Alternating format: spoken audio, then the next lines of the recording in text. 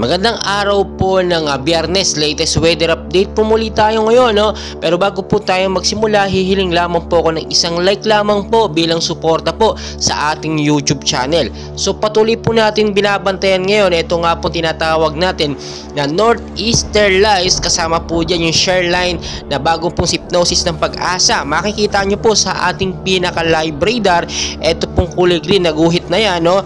Padireksyon po or nakakonek po siya dito nga po kay Typhoon Sanba.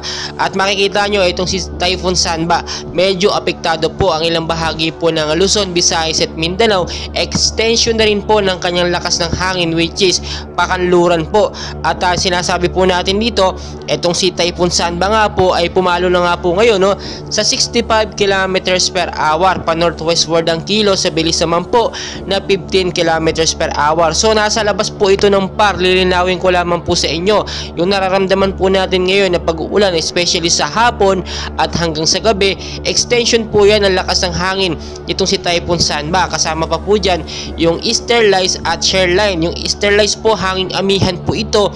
At nakakapansin naman, napansin naman po siguro natin na malamig ang hangin, especially umaga, pagdating sa hapon at sa gabi, lalo na po kapag kami pag-uulan at biglang umihip po ang malakas na hangin, malamig po yan. So makikita nyo mabuti, binabantayan po natin ito hanggat nakikita po natin sa ating live radar.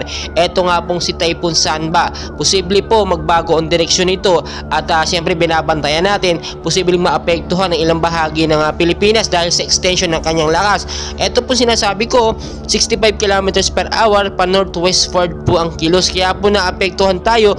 Doon po mismo dumadaan yung kanyang hangin sa gitna po or bandang Central Luzon, kaya minsan nakakaranas po tayo ng pag-uulan, especially hapon at minsan inaabot pa hanggang sa gabi. Extension niya po yun kahit po nasa labas siya ng par.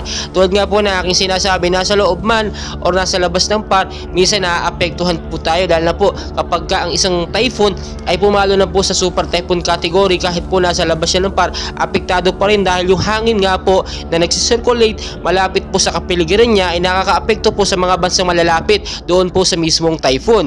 So makikita nyo mabuti sa ating pinaka-live radar, ito na po yung dapat na paghandaan natin, no? Kung sakali magkaroon ng samaan ng panahon.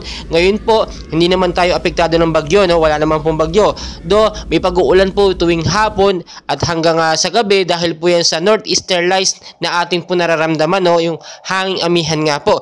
So, tamang timing po para tayo maghanda, linisin ng mga lugar na bahain, especially sa mga mabababang lugar sa Metro Manila. Mag-ingat din po kayo sa banta po ng landslide kapag alam nyo pong may rainfall advisory.